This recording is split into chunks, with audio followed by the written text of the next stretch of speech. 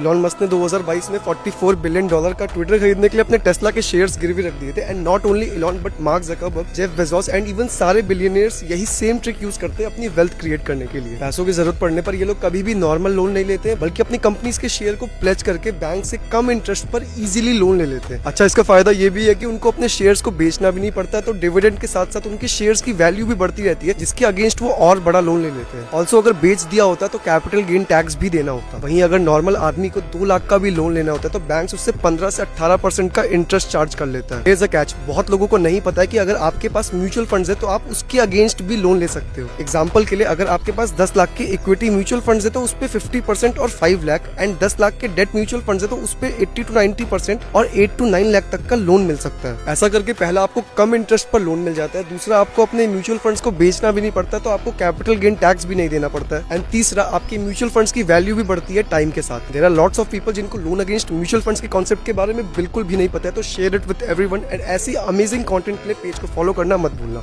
Investments in securities market are subject to market risks. Read all the related documents carefully before investing.